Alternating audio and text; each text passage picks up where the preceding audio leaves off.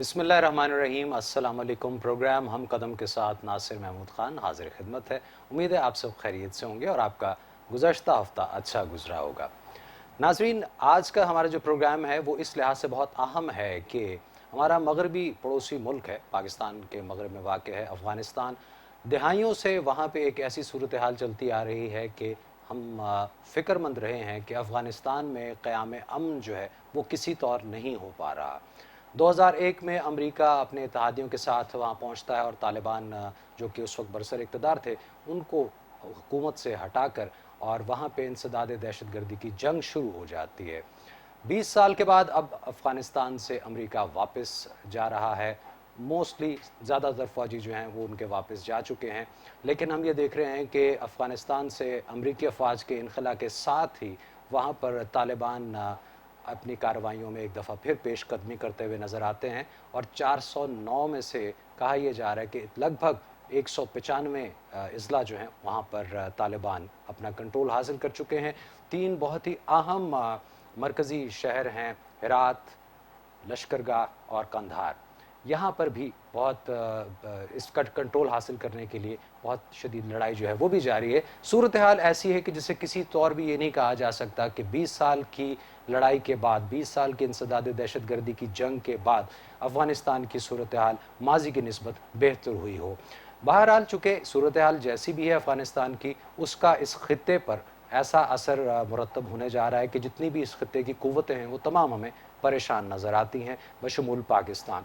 आज इस पर बात करेंगे और ये जानने की कोशिश करेंगे कि क्या हुआ कि जब 2014 के बाद ज़्यादातर बैनुल-अक़वामी अफ़वाज अफ़गानिस्तान से उनका इनख़ला हो गया था, तो कहा यह गया अमेरिका की तरफ से कि अब जो बाकी मानदा फ़ौजी हैं वो अफ़गानिस्तान की सिक्योरिटी फोर्सेस की तरबियत, उनकी मावनत के लिए वहाँ पे मौजूद होंगी। वो क्या तरबियत दी गई है कि 3 लाख सिक्योरिटी फोर्सेस होने के बावजूद, अफ़गान सिक्योरिटी फोर्सेस की बात कर रहा हूँ, उनके होने के बावजूद 1 से 1.5 लाख तालिबान जो हैं वो तेज़ी से पेशकदमियाँ करते हुए हमें नज़र आते हैं। इस सब पे गुफ्तगू करने के लिए और इसको समझने के लिए हमारे साथ आज स्टूडियोज़ में मौजूद हैं सीनियर तज्ज़ियाकार हैं, मुहक्किक हैं, डॉक्टर शफ़क़त मुनीर साहब। अस्सलाम वालेकुम डॉक्टर साहब। वालेकुम सलाम। आप खैरियत से? जी बिल्कुल, अल्लाह का डॉक्टर साहब, बड़ा ही बताइए। अहम मौजू है, बड़ा फ़िक्र अंगेज़ एक मरहले में दाखिल हो चुके हैं। लेकिन इससे पहले कि हम अपने आज के इस मौजू पर बाकायदा आपसे आपकी राय जानें, अपने नाजरीन को एक वीडियो हम दिखाना चाहेंगे। एक रिपोर्ट है नाजरीन, हम अक्सर अपने प्रोग्राम में जिक्र करते रहते हैं कि चीन ने जो और दीगर बहुत ही पेशरफ्त की है, बहुत अहम पेशरफ्त हुई है मुख्तलिफ़ शोबों में, वहाँ सबसे बड़ी बात यह है कि उसने करोड़ों लोगों को ख़त गुरबत से निकाल के उनका मेयार ज़िंदगी बुलंद किया है। चीन का सूबा है सिचुआन। वहाँ पर हमारी साथी इफ़्फ़त मौजूद हैं और वो बता रही हैं, एक कम्युनिटी है वहाँ की, कि उसको ख़त गुरबत से निकाल के उनकी तर्ज़ ज़िंदगी को, उनके मेयार ज़िंदगी को बेहतर करने के लिए जो इक़दामात किए जा रहे हैं, क्या तरीक़ाकार हैं, आइए इस रिपोर्ट में देखते हैं।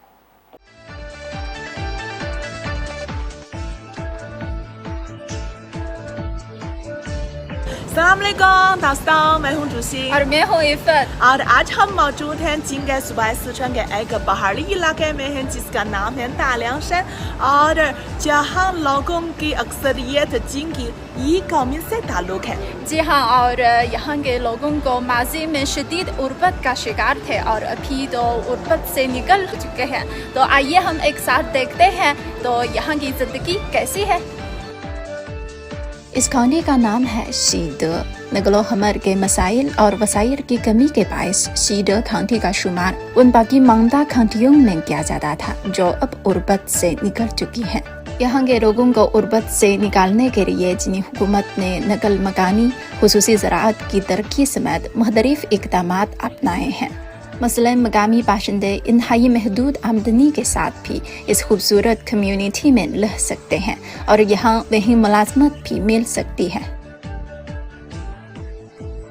दोस्तों, अभी हम अंगूर के एक ग्रीन हाउस में मौजूद हैं। यहाँ के आला मयार के अंगूर की पैदावारी और मुनफरिद काश्तकार का मौजू यहाँ के मकामी बाशिंदों को बहुत खूब मुनाफी पहुँचा रहा है। मकामी बाशिंदे अपने खेतियों के जरिए इस ग्रीन हाउस में सरमायाकारी करते हैं और हर साल वहीं मुनाफा मिलता है। इसके अलावा मकामी बाशिंदे अंगूर के ग्रीन हाउस में मुलाजमत भी हासिल कर सकते हैं। اس ماڈل کے ذریعے لوگوں کو مستحکم آمدنی ملتی ہے۔ اب ای قومیت کے لوگوں کے معیار زندگی میں نمایاں بہتری آ چکی ہے۔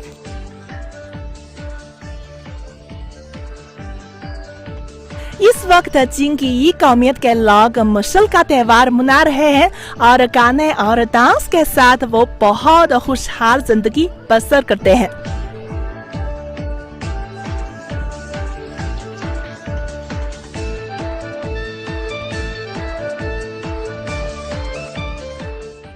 جی ہماری ساتھی عفت اور چوشی کی تیار کردہ یہ رپورٹ آپ نے دیکھی اور اس میں آپ کو بتایا گیا، دکھایا گیا کہ کیا اقدامات ہیں کہ وہاں کی جو یہ مائنورٹی ہے اس کے لیے کیا اقدامات کیے جا رہے ہیں۔ ڈاکٹر صاحب، چین تو اپنے طور پہ نہ صرف اپنے ملک میں بلکہ دنیا بھر میں بھی ہم نصیب معاشرے کا کانسیپٹ لے کے آگے بڑھ رہا ہے۔ اب وہ چاہے علاقائی معاملات ہوں، بین الاقوامی امور ہو، چین کی ہمیں اس میں اقدامات ہمیں نظر آتے ہیں۔ ہم گاہے گاہے اپنے پروگرام میں اس کا ذکر بھی کرتے رہتے ہیں اور مقصد یہی ہوتا ہے کہ اپنے ناظرین کو یہ بتا سکیں، دکھا سکیں کہ دنیا کی ایک یہ قوت یہ کس طرح سے پیش رفت کر رہی ہے اور دوسری طرف جو ملٹی لیٹرلزم کی بجائے دوسری اپروچ رکھنے والے ہیں ان کا کیا طریقہ کار ہے۔ آتے ہیں اپنے موضوع کی طرف۔ افغانستان مسئلہ کیا ہے سر؟ جو کچھ ابھی میں بتا رہا تھا، 20 سال آپ نے وہاں پہ صرف کر دیے، اربوں ڈالر آپ نے وہاں پہ لگا دیے، ہزاروں جانیں گئی ہیں۔ وہ ایک ملک جو تاریخی اور تہذیبی لحاظ سے بڑا ایک اہم ملک رہا ہے اس خطے کا، اس کو آپ نے تخت و تاراج کر دیا۔ حاصل وصول کچھ نہیں ہے، صورتحال وہیں کی وہیں ہے۔ پاکستان اس سے ہمیشہ سے افیکٹ ہوتا ہے۔ وزیر اعظم عمران خان جو ہیں انہوں نے بھی حال ہی میں جو امریکی ایک نیٹ ورک ہے اس سے جب بات کی تو یہی کہا انہوں نے کہ یہ جو ہیسٹلی وڈرال ہے یہ اس کی وجہ سے صورتحال بہت ہی مخدوش ہوتی جا رہی۔ آپ کا کیا کہنا ہے، کیسے دیکھ رہے ہیں آپ؟ میرا خیال ہے وزیر اعظم نے اس کے علاوہ ایک اور بات کی جو میں سمجھتا ہوں جو آپ نے سوال کیا اس کا محور اس کے گرد گھومتا ہے۔ وزیر اعظم نے کہا کہ ایک تو انہوں نے کہا جی امریکہ نے سارا میس اپ کر دیا۔ یہ میں سمجھتا ہوں کہ میں اس کی ابھی پولیٹیکل کونوٹیشن پہ بات کرتا ہوں کہ what is this mess up اور کہاں سے کیسے ہوا، اور پھر یہ آپ کے سوال سے ڈائریکٹلی لنک ہے۔ دوسری اہم بات جو پرائم منسٹر نے اپنے اس انٹرویو میں کہی وہ انہوں نے کہا کہ مجھے یعنی انہوں نے کوشچن کیا ہے کہ کیا امریکہ نے جو یہ سب کچھ کیا 20 سال پہلے وہاں ایک حکومت چل رہی تھی، وہاں پہ آ کے آپ نے اٹیک کیا اور یہ سب کچھ کر دیا، اس کے مقاصد کیا تھے؟ یعنی انہوں نے اس کے بنیادی مقاصد پہ سوال اٹھا دیا جو کہ آپ نے اپنی گفتگو کے آغاز میں بھی کیا۔ تو یعنی اس کے مقاصد کیا تھے جو اب 20 سال کے بعد اگر ہم دیکھ رہے ہیں کہ اگر 20 سال کی جنگ میں اتنے لوگ وہاں مارے گئے، پورا ملک تباہ ہو گیا، غربت کی لکیر سے جہاں پہلے تھا وہ سے اور ڈاؤن ہو گیا۔ ابھی جیسے آپ نے چین کا ذکر کیا، یہاں تھوڑا سا نا دو اپروچ کا ذکر کرنا ضروری ہے تاکہ میں آگے بڑھنے، کیونکہ آپ نے اپنے انٹرو میں چونکہ اس کو مجھے ایک کیو دے دیا کہ میں اس پہ ضرور بات کروں کہ دو اپروچز کیا ہیں دنیا میں۔ ایک اپروچ یہ ہے کہ آپ کہیں پہ بھی بلیم گیم کرو، وہاں پہ اٹیک کر دو، وہاں کے سارے وسائل جو ہیں وہ اس کو جنگ کے ذریعے یا تو اپنے پاس لے جاؤ یا پھر اس سے جڑے ہوئے کو اپنے خطے کے مفادات کے تحت وہاں خرچ بھی کرو اور اس ملک کو ڈیولپ نہ کرو۔ یہی افغانستان میں، اسی طرح عراق میں امریکہ نے کیا۔ اب دوسری سوچ یہ ہے کہ آپ انفراسٹرکچر بلڈ کرو، آپ لوگوں کو روزگار دو، ٹریڈ کی بات کرو تاکہ لوگ ترقی کی راہ میں آگے چلیں۔ افغانستان میں کیا ہوا؟ 20 سال میں یہ سب کچھ انہوں نے یعنی سیاہ و سفید کے مالک رہے۔ کیا وہاں کوئی انڈسٹریل بیس بنائی؟ کیا وہاں کوئی لوگوں کے لیے روزگار کے ذرائع پیدا کیے؟ کیا وہاں کا انفراسٹرکچر اتنا بلڈ کیا کہ وہ دنیا کے ساتھ کمپیٹ نہ صحیح کم از کم میچنگ فوٹنگ پہ کھڑا ہو جائے افغانستان؟ جب آپ نے یہ سب کچھ نہیں کیا، اس کا مطلب ہے کہ آپ کے مقاصد کچھ اور تھے۔ وہ مقاصد جس کا پرائم منسٹر نے کوشچن کیا کہ آپ کے جو مقاصد ہیں وہ کیا تھے۔ اب اس مقصد میں ظاہر ہے سب سے امپورٹنٹ مقصد تو یہ تھا کہ جیسے انہوں نے پہلے افغانستان میں ڈی اسٹیبلائزیشن کا ایک پروسیس شروع کیا اور سوویت یونین اس وقت کی ایک مائٹی پاور تھی، اس کے ساتھ پہلے سر جنگ کی اور پھر براہ راست افغانستان کے ذریعے ایک جنگ مسلط کر کے وہ تو مقصد شاید انہوں نے حاصل کر لیا کہ سوویت یونین ٹوٹ گیا، ایک ہسٹری میں ہمارے موجود ہے۔ لیکن کیا اس کے ٹوٹنے کے بعد اسٹیبلٹی قائم رہی؟ دیکھیں نا، آپ اگر ایک مقصد حاصل کرتے ہیں کہ آپ کا مقصد یہ تھا کہ سوویت یونین ٹوٹ جائے، اس لیے کہ آپ یہ سمجھتے تھے کہ وہ ایک ایسی پاور ہے جو کمیونسٹ ہیں یا پورا ٹھیک ہے. تو کیا آپ اس بلاک کا انفلوئنس ختم کر سکیں؟ کیا وہ خطہ جس سے آپ نے اس کو ختم کیا اس کے جو باقی مماندہ ملک ہیں کیا وہ آپ کے دوست بن گئے؟ کیا جن طالبان کو جب آپ ان کو افغان مجاہدین کہتے تھے جب سوویت یونین سے لڑواتے تھے، اب وہ جب طالبان بن گئے ہیں یا جو دوسری سائڈ پہ آ گئے ہیں، یعنی جب اپنے حقوق کی بات کرنے لگے اب آپ ان کے خلاف ہو گئے. تو اس وقت 20 سال آپ ان کے خلاف لڑتے رہے. اب پھر آپ کہتے ہیں نہیں جی اب وہ 20 سال میں فوجی حل تو نہیں نکل سکا، اب ہمیں بات چیت کے ذریعے آنا چاہیے اور اس کا آغاز دوحہ سے ہوتا ہے. تو اس میں وہ بات آپ کی ٹھیک ہے، حاصل وصول اس خطے کو نہیں ہوا. امریکہ کے اپنے جو مقاصد تھے شاید انہوں سر جنگ کے جو ایک گیم پلان تھا، ایک وائڈر گیم پلان تھا، وہ انہوں نے حاصل کر لیا سوویت یونین توڑ کے. لیکن اس کے جو ریپرکشن ہے جی اس کی کاسٹ کیا ہے؟ اس کی کاسٹ کیا ہے؟ کاسٹ ظاہر ہے وہ اس خطے نے بھگتی ہے. اگر افغانستان سٹیبل ہوتا تو یہ پوری پٹی اس وقت بہت اچھے طریقے سے ایک دوسرے سے جڑی ہوتی. نہ صرف یہ قدرتی وسائل ایک دوسرے کے ساتھ شیئر ہو رہے ہوتے بلکہ انفراسٹرکچر شیئر ہوتا، اکنامک جو ویلیوز ہیں وہ ایک دوسرے کے ساتھ شیئر ہوتی اور یہ خطہ ایک پراسپر خطہ ہوتا. لیکن وہ خوشحالی کی طرف نہیں جا سکا یہ خطہ. وجہ یہ کہ ہم مسلسل جنگ مسلط رکھی. پھر آپ وہاں 20 سال رہے ہیں، آپ نے اس اکانومی کو اپنے ڈالر کے ساتھ جوڑ کے رکھا، اس کے اندر کسی قسم کی کوئی ایسی ڈیولپمنٹ نہیں ہونے دی اس ملک کے بعد کہ اگر آپ کو پتہ تھا کہ آپ نے الٹیمیٹلی ایک سٹیج پہ واپس جانا ہے. واپس جانے کے لیے آپ نے وڈرال کے کیا انتظامات کیے؟ ایک تو معاشرے کو آپ کہاں لے کے گئے، پھر سٹیبلٹی کے پوائنٹ آف ویو سے افغانستان کو کہاں لے کے گئے، اس کی معیشت انفراسٹرکچر کیا آپ نے اس کو ڈیولپ کیا نہیں کیا. پھر آپ نے سوسائٹی کے اندر جو خلیج تھی، مختلف وارنگ فیکشن تھے، کیا آپ ان کو ختم کر پائے؟ نہیں کر پائے. تو اب سچویشن وہیں کی وہیں کھڑی ہے. تو یہ خطہ بڑی ڈینجرس سچویشن پہ. تو پرائم منسٹر عمران خان نے کیٹاگوریکلی یہ کہا کہ بلکہ جون میں چین، افغانستان اور پاکستان کی جب میٹنگ ہوتی ہے اس میں بھی یہ بات طے ہوتی ہے اور یہ کہا جاتا ہے کہ آپ نے وڈرال کو ذمہ داری کے ساتھ کرنا ہے. بالکل، اور اس کے لیے کوئی نہ کوئی حکمت عملی ہونی چاہیے. اس پہ بات کرتے ہیں. ڈاکٹر صاحب ایک مختصر سا بریک ہے. ناظرین ایک break, we'll be right back.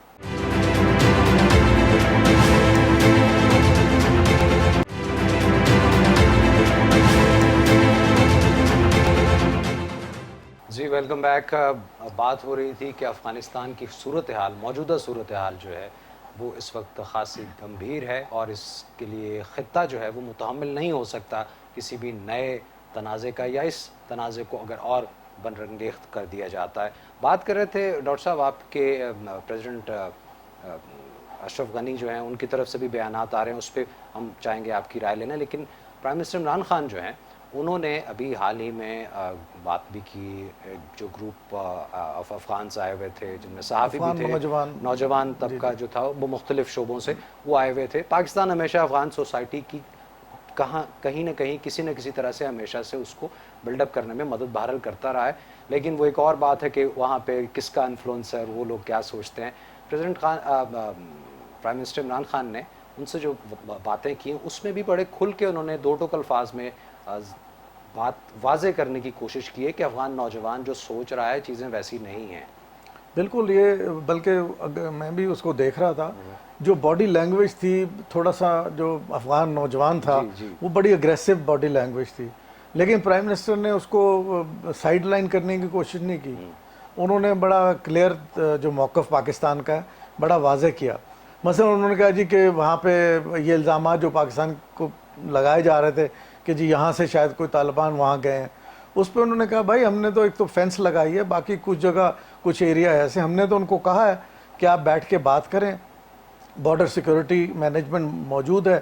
اور پھر یہاں آپ کے 30 لاکھ جو افغان مہاجرین جو اب ہیں جو نسلوں سے موجود ہیں، ہمیں تو ان کے الٹا بوجھ اٹھانا، آپ ان کو لے جائیں. اب ان میں سے کوئی بارڈر کراس کرتے ہیں سارے آپ کے باشندے ہیں اور اس انسانی ہمدردی کی وجہ سے ان کو روکا بھی نہیں جا رہا کیونکہ ظاہر ہے کہ کراس بارڈر فیملیز ہیں یہ. تو آپ ان کو بے شک لے جائیں، آپ اپنے پاس لے جائیں، لیکن ان میں سے کوئی جا رہا ہے اس میں پاکستان کا اس میں کیا عمل دخل ہے؟ تو یہ جو الزام تراشی ہے اس کے بارے میں بڑا کیٹیگوریکل ہے. اور جو امریکن ٹیلی ویژن سے انٹرویو اور جو ان نوجوانوں کے ساتھ بات چیت ہوئی اس میں پرائم منسٹر نے بڑا کیٹیگوریکل 2-3 باتیں کی ہیں. ایک تو یہ کہ پاکستان کی طرف سے افغانستان میں کوئی فیوریٹ نہیں ہے، اور پاکستان یہ سمجھتا ہے کہ افغانستان کا پرامن جو بھی حل ہو, جو سیاسی لاہ عمل وہاں سامنے ہے, اس میں تمام افغان اس میں شامل ہوں. چین کا بھی یہی موقف ہے, دونوں ملکوں نے کہا جی افغان لیڈ افغان اون پروسیس ہونا چاہیے.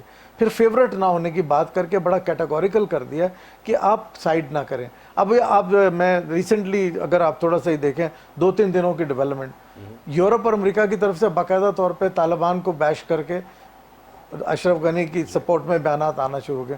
حالانکہ اس مسئلے کے لیے طے ہوا تھا کہ دونوں پہ فورسز پہ دباؤ ڈال کے انہیں مذاکرات کی میز پہ لایا جائے گا.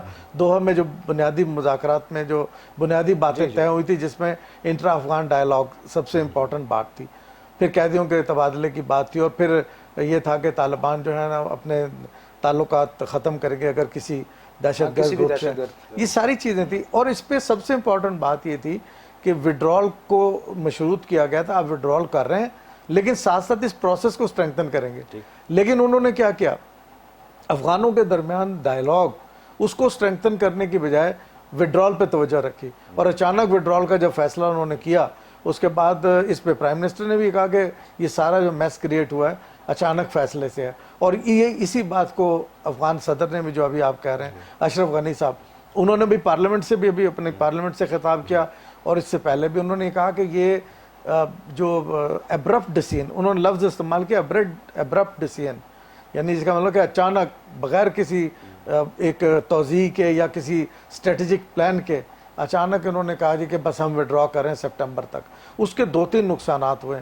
ایک تو یہ کہ اشرف غنی صاحب نے اپنی اسپیچ میں یہ بھی کہا کہ ہم نے ان کو امریکہ کو واشنگٹن کو ہم نے وارن کیا تھا کہ آپ اس طرح نہ وڈرا کریں, بلکہ اس کا کوئی اسٹریٹجک پلان رکھیں کہ وڈرال کیسے ہوگی, آگے صورتحال کیا ہوگی. لیکن انہوں نے اچانک چونکہ وہاں سے وڈرا کرنے کا فیصلہ کیا اور اعلان کر دیا سپٹمبر سب کلیئر ہو جائے گا. اس کا نتیجہ یہ نکلا کہ جو طالبان فورسز تھی انہوں نے سٹیپ اپ کرنا شروع کر دیا اپنی پوزیشنز کو. اب انہوں نے پارلیمنٹ میں کھڑے ہو کے یہ کہا جی کہ طالبان, چونکہ یہ ایک ہیسٹی ڈیسیژن آیا امریکہ کی طرف سے, انہوں نے ابھی اپنی ری پوزیشننگ شروع کی ہے, لہذا ہم نے بھی اپنا ایک اسٹریٹجک پلان بنایا ہے, سیکیورٹی منصوبہ بنایا ہے, جس میں ہم 6 مہینے کے اندر اندر طالبان کو کلیئر. لیکن اس کو تو دیکھیں طالبان نے کہا, انہوں نے ریجیکٹ کر دیا اور انہوں نے کہا جی کہ یور ٹائم از اپ. لیکن پریزیڈنٹ غنی کی طرف سے پاکستان پہ ابھی یہ جو انہوں نے اسپیچ کی ہے اپنی پارلیمان سے, اس میں بھی انہوں نے وہی الزام والی بات کی ہے اور اسی طرح کے الزامات لگائے ہیں. الزامات سے تو سر حاصل وصول کچھ نہیں ہوگا. نہیں, بالکل ان ریئلسٹک ہے. پہلی بات تو کہ الزامات میں کوئی سبسٹنس نہیں ہے اس میں. دوسری بات ہے کہ ایک ایسی سچویشن میں جب امریکہ ایک ایسی سچویشن میں افغانستان کو چھوڑ کے جا رہا ہے تو ریجنل فورسز جتنی ہیں ان کے اوپر اس کا برڈن آ رہا ہے. Pakistan is one of them, China اس میں ہے, رشیا ہے, ایران ہے. ان ساری فورسز کے ساتھ مل کے جب تک معاملات حل نہیں ہوں گے, صرف امریکہ پہ تکیہ کر کے اگر اشرف غنی پاکستان سے تعلقات کو اس طرح خراب کریں گے اور یہ چاہیں گے کہ الزامات کی سیاست کی جائے, اس پہ تو نہیں ریلائی کر رہا, اس پہ ریلائی نہیں کر سکتے, اس پہ ریلائی ہو نہیں سکتا. آپ دیکھیں جس طرح ایک کوارڈ ادھر بنا ہے اس خطے کے لیے, ایشین پیسیفک کے لیے, جس میں جاپان, انڈیا, آسٹریلیا اور امریکہ ہے. یہاں پہ بھی تو خطے کی ایک سچویشن ہے نا. اس خطے میں اس کو آپ کہہ دیں کہ ایک نیا ڈکلیئرڈ الائنس نہ صحیح لیکن ایک اسٹریٹجک الائنس موجود ہے, جن کا میں نے ذکر کیا کہ چین, ایران, پاکستان اور رشیا.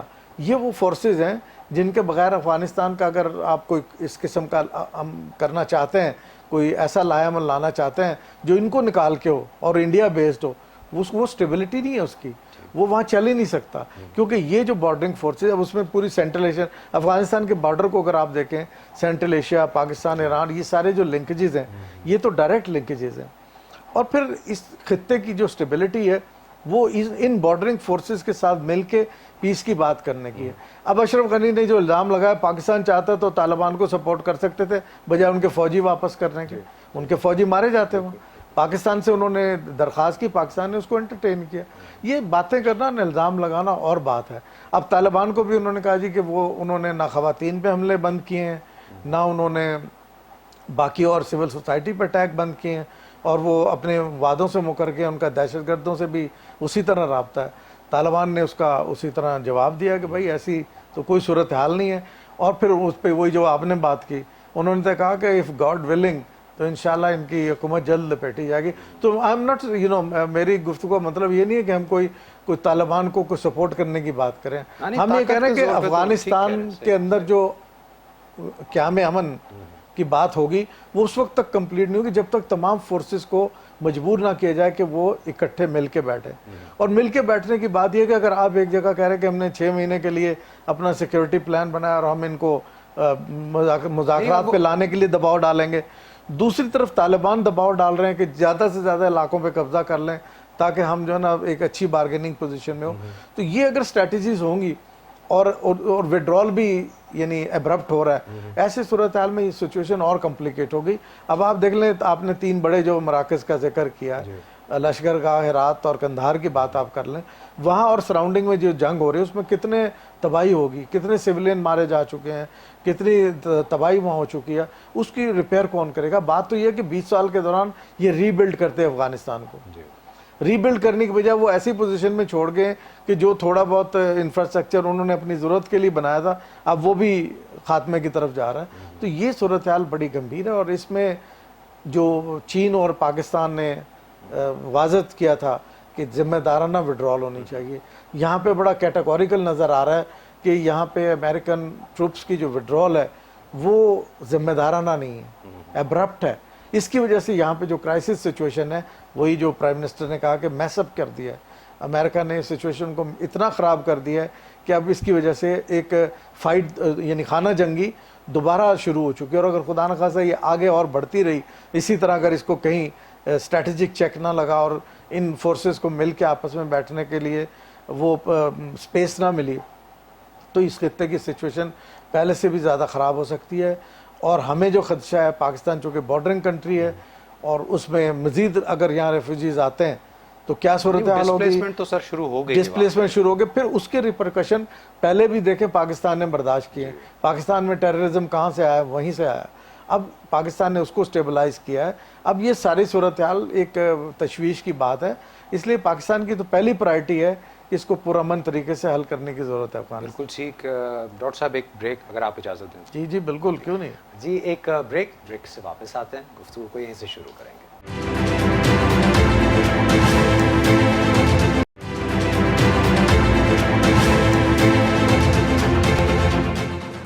جی ویلکم بیک. ڈاکٹر صاحب بات آپ کر رہے ہیں کہ بڑی ہی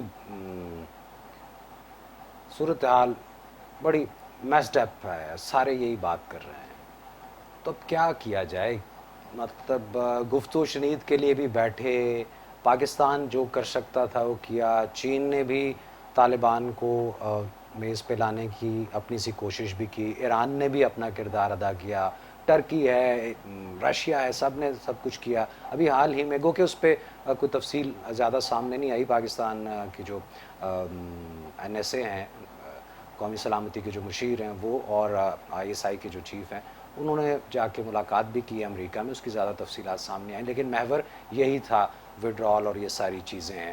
ابھی کہا جا رہا ہے 11 اگست کو ایک اور میٹنگ بھی ہونے جا رہی ہے دوحہ میں, جس میں کہ چین, افغانستان, پاکستان اور امریکہ کے اعلیٰ عہدیداران بیٹھیں گے اور اس پہ بات کریں گے. لیکن دوسری طرف ہمیں طالبان جو ہیں وہ ان کی پیش قدمی نظر آ رہی ہے اور وہ طاقت کے زور پہ ہی آگے آتے چلے جا رہے ہیں. تو اس ساری صورتحال میں آپ کیا فورسی کر رہے ہیں کہ اب ہمیں کرنا کیا ہوگا؟ ہمیں سے مراد یعنی کہ جو مقتدر حلقے ہیں کیا نظر دیکھیں, کیا بنیادی طور پہ اس میں نا 2 چیزیں دیکھنے کی. ایک تو یہ کہ طالبان کی اسٹریٹجی کیا ہے. طالبان کی اسٹریٹجی 2 وے ہے. ایک تو وہ انگیجمنٹ کا پروسیس جاری رکھے ہوئے ہیں, ملا برادر اور جو ان کے پولیٹیکل لیڈرشپ ہے, پولیٹیکل لیڈرشپ ان کی انگیجمنٹ میں. آپ نے دیکھا چین کا دورہ کیا انہوں نے, ماسکو میں مذاکرات میں وہ شریک رہے.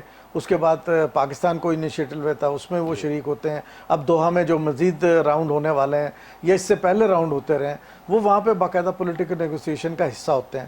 میں سمجھتا ہوں کہ یہ ایک پازیٹیو بات ہے کہ وہ انگیجمنٹ کا حصہ ہیں اور اس کو مزید آگے بڑھائیں. میں اس پہ ابھی بات کرتا ہوں. پہلے میں ان کی جو ملٹری اسٹریٹجی ہے اس کی طرف بات کرتے ہیں. دوسری طرف ان کی ایک ملٹری ایڈوانسمنٹ کی اسٹریٹجی ہے جو انہوں نے اس دوران جو مذاکرات ہوتے رہے, ساتھ ساتھ انہوں نے اپنی اس قوت کو بھی اکٹھا کیا اور دیکھا کہ مذاکرات میں، کیونکہ جب بھی مذاکرات ہوتے ہیں اور دو وارنگ فیکشن جب ہیں ان کے درمیان مذاکرات کے جب ٹیبل پہ آنا تھا تو وہ اپنی اپنی پوزیشنز کو اسٹرینگتھن کرتے ہیں، اور اگر ملٹری کانفلکٹ ہو جیسے طالبان اور افغان فورسز میں، وہاں تو ظاہر ہے کہ وہ چاہیں گے کہ زیادہ سے زیادہ اپنی پوزیشن کو اسٹیبلائز کریں۔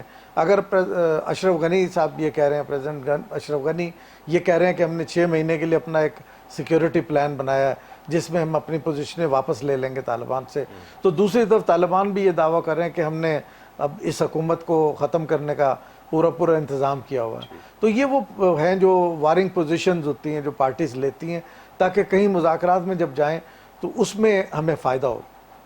اب امیجیٹلی کرنا کیا، جیسے موحد یوسف صاحب گئے ہوئے ہیں امریکہ میں، انہوں نے وہاں بات کی ہے، ISI چیف بھی گئے ہوئے ہیں، افغانستان میں جو صورتحال ہے اس کے حوالے سے بڑی اہم بات چیت ہوئی ہے جس کا بہت ساری چیزیں سامنے نہیں آئی، لیکن وہاں پہ یہ کلیئر ہوا ہے کہ یہاں پہ چین کا رول اس کو ہمیں اسٹرینگتھن کرنا ہوگا، کیونکہ چین کے تعلقات طالبان سے بھی اچھے ہیں اور افغان حکومت سے بھی ان کے ریلیشنز ہیں، اور اس پہ ہم پہلے بھی بات کر چکے ہیں اپنے پروگرام میں، تو وہ اس کو اسٹرینگتھن کرنے کی ضرورت ہے۔ پھر یقیناً وہاں پہ ایران کا رول بھی ڈسکس ہوا ہوگا، جو ظاہر ہے امریکہ کسی حد تک ایران کے رول کو بہت زیادہ ویلکمنگ نہیں ہے اس کے لیے۔ پھر رشیا کے کردار پہ بھی بات ہوئی ہوگی۔ تو یہ جو ریجنل فورسز ہیں ان کا رول جب تک یہاں نہیں بڑھے گا اس وقت تک اس پولیٹیکل پیش رفت نہیں ہو سکتی۔ اور میں سمجھتا ہوں اب جو دوحہ میں مذاکرات ہونے والے ہیں وہاں پہ بنیادی طور پہ دیکھا جائے گا کہ دوحہ میں جو پہلا مذاکرات کے نتیجے میں جو ایک ایگریمنٹ ہوا تھا امریکہ اور طالبان کے درمیان، اس پہ کس حد تک عمل درآمد ہوا، اور اگر عمل درآمد نہیں ہوا تو کس کی طرف سے اس کی وائلیشن ہوئی، اچھا، چاہے وہ امریکن فورسز کی طرف سے ہوں یا افغان فورسز کی طرف سے ہوں یا طالبان کی طرف سے ہوں، اس کا تجزیہ کیا جائے گا۔ اس کے بعد بیک اینڈ فورتھ ڈپلومیسی میں دیکھا جائے گا کہ اب صورتحال کو کہاں لے کے جانا ہے، لیکن الٹیمیٹلی یہ جتنا جلد شروع ہوگا اتنی جلد اس جنگ کو زیادہ بڑھنے سے روکا جائے گا۔ اور اگر اس میں ڈیلے کیا گیا تو ڈیلے کسی کے فورسز میں نہیں، اگر افغان حکومت یہ سمجھتی کہ وہ 6 مہینے لینا چاہتے ہیں ٹائم فریم اپنا جو انہوں نے دیا ہے، 20 سال میں کچھ نہیں وہ نہیں ہو سکا تو 6 مہینے میں وہ کریں؟ کیا کریں گے؟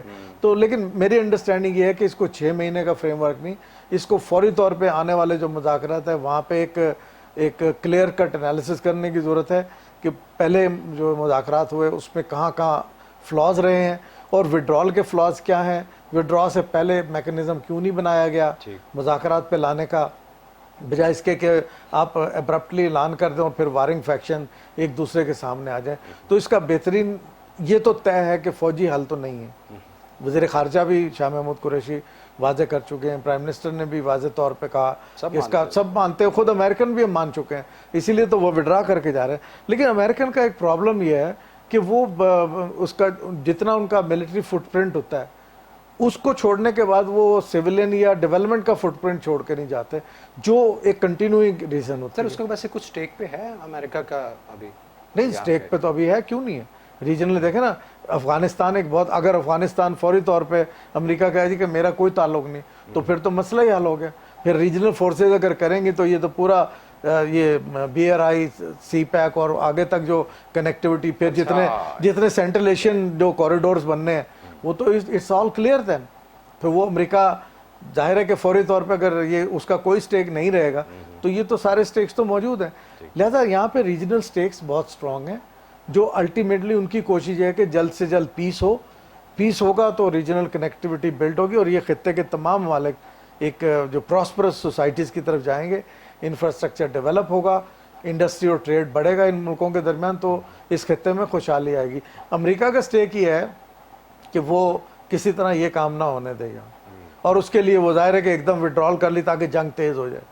جنگ تیز ہونے کا نقصان اس خطے کو ہے، اس خطے کے عوام کو ہے، پاکستان کو ہے، ایران کو ہے، افغانستان کو ہے، سینٹرل ایشین سٹیٹ اس سے متاثر ہوتی ہیں۔ اگر یہاں جتنی جلدی پائیدار امن آئے گا اتنی ہی زیادہ خطے کے ممالک اور خطے کو اس کا فائدہ ہوگا۔ لہذا شاید دیکھیں نا، اب اگر کانفلکٹ وہاں رہتا ہے، سیز فائر کی طرف نہیں جاتی ہے اور صورتحال ایسی ہی رہتی ہے، پاکستان نے بھی 1 دہائی سے زائد عرصے تک اپنے یہاں دہشت گردی کے خلاف جنگ لڑی اور اس کا ہم نے بہت نہ صرف معاشی طور پہ جانی طور پہ بہت نقصان ہم نے برداشت کیا ہے. چین کے لیے تھریٹ ہے ایسٹ ترکستان اسلامک موومنٹ. چین کا یہ ہے کہ اگر وہاں پہ وہ ان کو سپیس مل جاتی ہے اس ٹیررسٹ آرگنائزیشن کو, پاکستان کہتا ہے اگر وہاں پہ ٹی ٹی پی دوبارہ وہیں پہ ری گروپ ہوتی ہے تو پاکستان کے لیے بھی خطرہ رہتا ہے. تو سب سے پہلے ایسا نہیں ہے کہ کوئی سیز فائر کیا جائے تاکہ عام عوام جو ہے وہ نہ مرے, اور جو اس طرح کی ولیٹائل سچویشن ہے اس میں ٹیررسٹ آرگنائزیشنز اپنا سنیک ان نہ کر سکیں. دیکھیں اگر آپ دوحہ کا جو اگریمنٹ ہے اس کو دیکھ لیں جس پہ یہ معاملہ طے ہوئے تھے کہ فوجیں وڈرا کریں گے, اس میں سب سے امپورٹنٹ پوائنٹ وہ تو پریزیڈنٹ ٹرمپ نے کیا تھا نا, وہ لیکن بہرحال ایگریمنٹ تو تھا نا, وہ تو امریکہ اس سے بیک آؤٹ تو نہیں کر سکتا نا. اس میں کیٹیگوریکل تھا کہ طالبان کو یہ کہا جائے گا کہ وہ دہشت گردوں سے اپنے رابطے ختم کریں گے. وہ تو کہتے ہیں ابھی وہ کہتے ہیں, لیکن چین نے ابھی بھی کہا ہے کہ وہ اس کو ذرا دیکھیں اور کلیئرلی یعنی کلیئر کٹ شو کریں. جی یعنی وہ کہہ رہے ہیں نا, چین کی طرف سے بھی یہ بات سامنے آئی ہے, بلکہ جو چین میں ملا برادر کی قیادت میں جو وفد نے وہاں پہ ملاقات کی ہے, وہاں ان کو کیٹیگوریکلی کہا گیا کہ آپ یہ پروف کریں تاکہ امریکہ یا کسی کو یہ موقع نہ ملے کہ وہ کہیں کہ یہ ابھی تک ان کے ساتھ ہیں. تو یہ جو کلیئرلی پروف کرنا یہ بہت ضروری ہے. اور پاکستان کے بھی یہی خدشات ہیں, کیونکہ دیکھیں آپ دیکھیں طالبان کو ایک یونیفارمل کوئی چیز نہیں ہے, there are different factions. Taliban united اگر ہیں تو وہ صرف افغان گورنمنٹ کے خلاف ہیں, لیکن آپس میں ان کے انٹرسٹ گروپس موجود ہیں, کوئی کسی انٹرسٹ میں کوئی کسی, تو ان کو بھی یہ سوچنا ہے کہ ان کے اندر کوئی ایسا گروپ نہ ہو جو کسی صورت میں بھی بعد میں پرابلمٹک ہو. تو اسی لیے میں کہہ رہا ہوں کہ فوری طور پہ ان مذاکرات میں ان ساری چیزوں کا تجزیہ کرنے کی ضرورت ہے کہ جو ایگریمنٹ پہلے ہوتے رہے اس پہ کہاں تک عمل درآمد ہوا ہے, کس نے وائلیٹ کیا اس کو, کون بیک فٹ پہ گیا, اور اس کو فرنٹ فٹ پہ لانے کے لیے کس طرح ابھی مل کے جانے کی ضرورت ہے. یہ ساری چیزیں ہیں جس کو اگر آنے والے دوحہ مذاکرات وہاں یہ طے نہیں ہو پاتے اور جنگ طویل طوالت اختیار کرتی ہے تو اس خطے کی اسٹیبلٹی پھر اسی طرح سٹیک پہ رہے گی. لہٰذا اس خطے کے مفاد میں اور جو یہ یہاں سے جڑے ہوئے ممالک ہیں جن کا سب سے بڑا سٹیک ہے یہاں پیس ہو, ان کی یہ کوشش ہوگی کہ جلد سے جلد مذاکرات ہوں, جنگ بندی ہو اور فوری طور پہ انٹر افغان ڈائلاگ شروع ہو, اور جہاں جو وائلیٹ کر رہا ہے وہ ان پوزیشن کو, وائلیشنز کی پوزیشن کو چھوڑ کے پیس کی پوزیشنز پہ آ کے بات کرے تاکہ انٹر افغان ڈائلاگ آگے بڑھے اور وہاں کا جو ایک پولیٹیکل سٹرکچر ہے وہ ایسا بنایا جائے جو تمام افغان فریقوں کے لیے قابل قبول ہو. بالکل ٹھیک, یہ اس کا واحد حل. بہت بہت شکریہ ڈاکٹر شفقت منیر صاحب, آپ کی تشریف آوری کا. ناظرین, یہ تھا ہمارا آج کا پروگرام, اور یہ خطے کی جو صورتحال ہے یہ خاصی تشویش کا باعث بن رہی ہے. اچھے کی امید کرنی چاہیے, اور اس بارے میں اور بھی جو ڈیولپمنٹس ہوں گی کچھ اس کے انسائٹس لے کے ہم آپ کے لیے حاضر ہوتے رہیں گے. اپنا خیال رکھیے, اجازت دیجیے, اللہ حافظ.